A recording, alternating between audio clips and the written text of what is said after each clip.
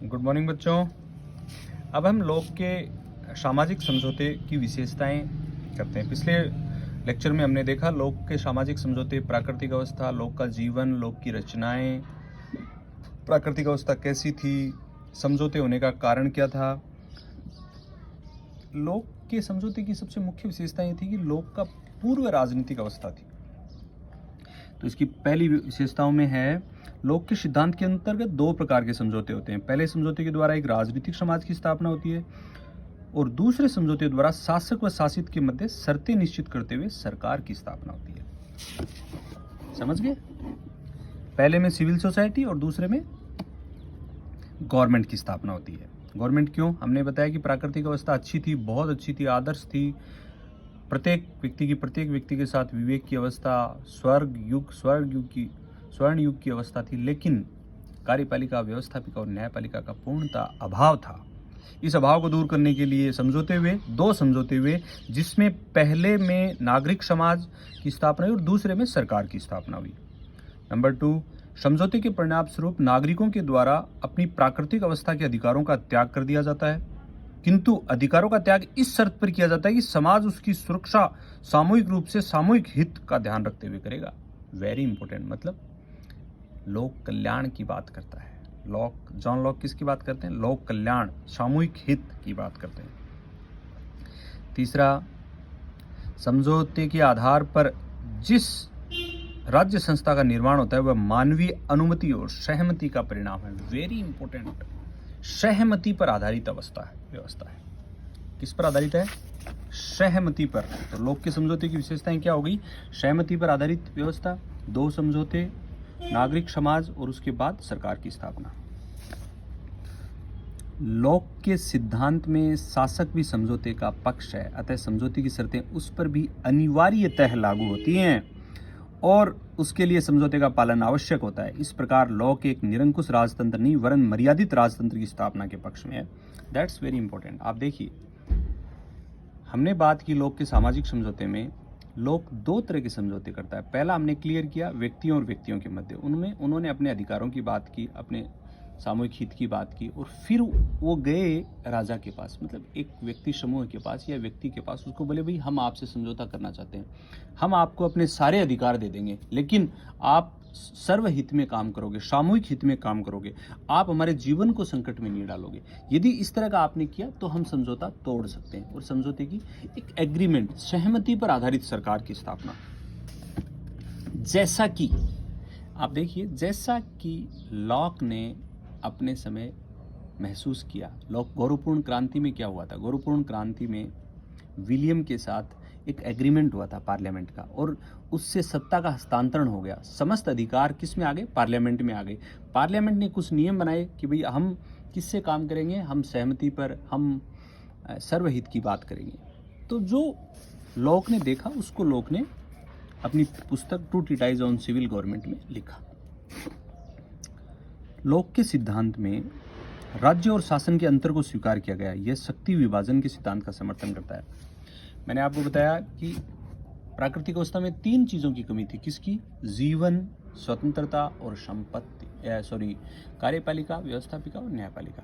वो शक्ति विभाजन की बात करता है। वो कहता है कि शक्तियों का एकीकरण जो है वो निरंकुशता को जन्म देता है।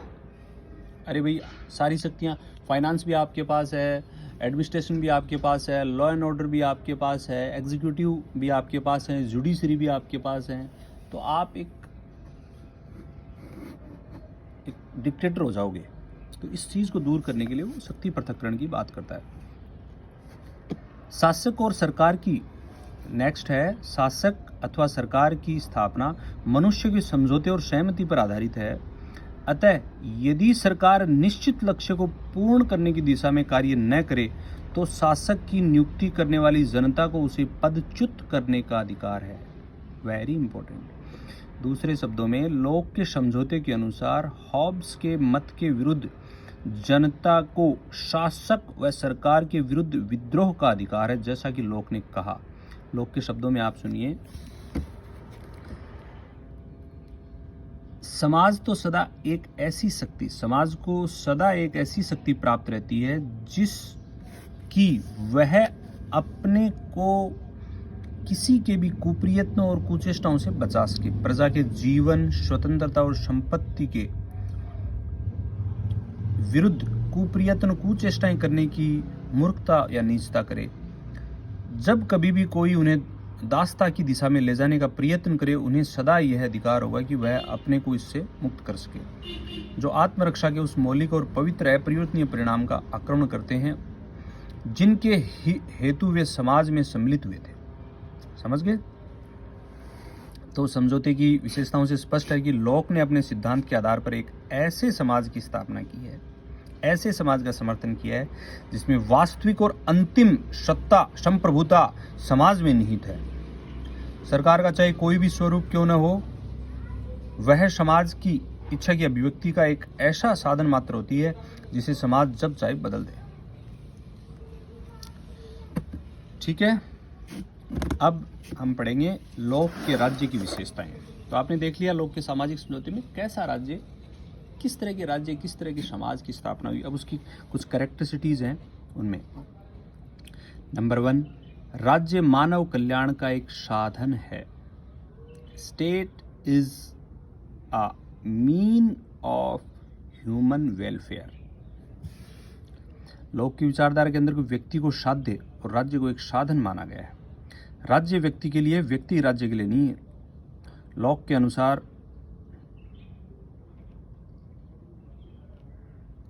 अनुसार शासन का उद्देश्य समुदाय का कल्याण है। The end of government is the good community.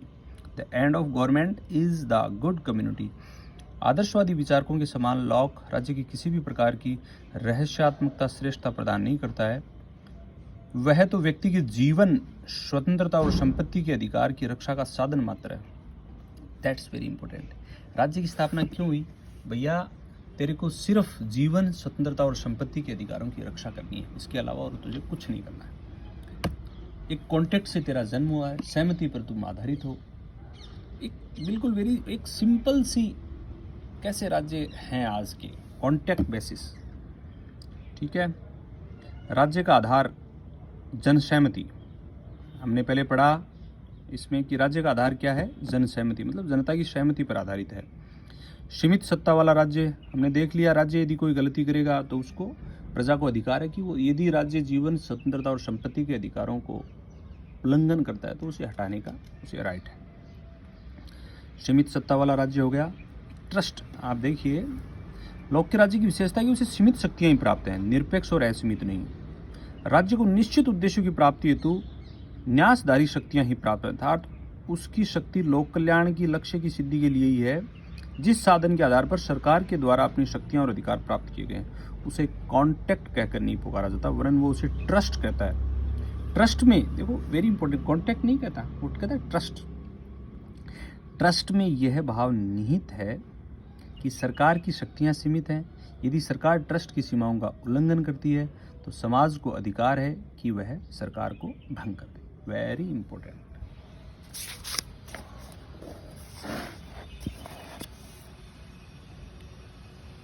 संवैधानिक राज्य, सबसे महत्वपूर्ण जो बात है वो है लॉक ने किसकी बात की है? संवैधानिक राज्य का प्रतिपादक है। विधि के शासन, रूल ऑफ लॉ को अपनाया है, उसने मनमाने शासन को परे किया है।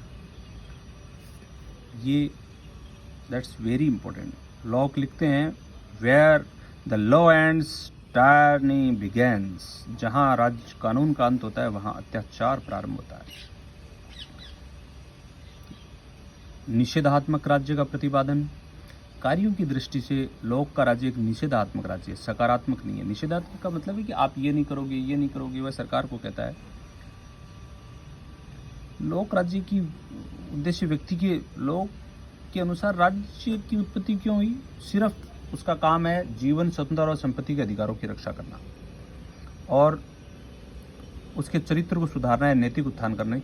उसको कोई लेना देना नहीं है उसका चरित्र है कि नहीं है। जीवन, स्वतंत्रता और संपत्ति दो, उनकी रक्षा करना। इसने फ्रूट ऑफ लेबर, श्रम के फल के सिद्धांत के द्वारा ये 5 बीघा बनाई, इसने ये 5 बीघा बनाई, दोनों ये लड़े नहीं, बस ये ध्यान रखना है। लोक ये नहीं कहता कि ये ज़्यादा शक्तिशाली है, ये कम है तो इसकी मदद करो, नहीं। लोक ये कहता है कि ये दोनों लड़े नहीं, बस ठोस पूंजीवादी, वेरी इंपॉर्टेंट। आप देखिए इस तरह के वो स्टेट को करके क्या कर रहा है, आप बिल्कुल फ्री स्टेट, ठोस पूंजीवादी। इसीलिए लोक को ठोस पूंजीवादी कहा गया कि लोक ने तो पूंजीवादी राज्य की स्थापना की है।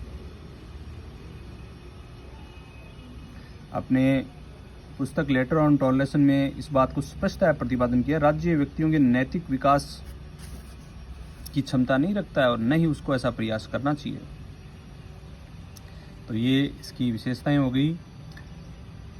इन शॉर्ट मैं कहूँ कि लोक का राज्य व्यक्तियों के कल्याण के लिए निर्मित सीमित संवैधानिक सत्ता वाला है, जनसहमति पर आधारित राज्य है। Thank you. तो हमने आज लोक का स्टेट, राज्य की उत्पत्ति, उसका सामाजिक समझौता, उसके राज्य की विशेषताएं पढ़ी। नेक्स्ट हम आगे लोक के क्रांति संबंधी विचारों को हम आगे पढ़ेंगे। Thank you.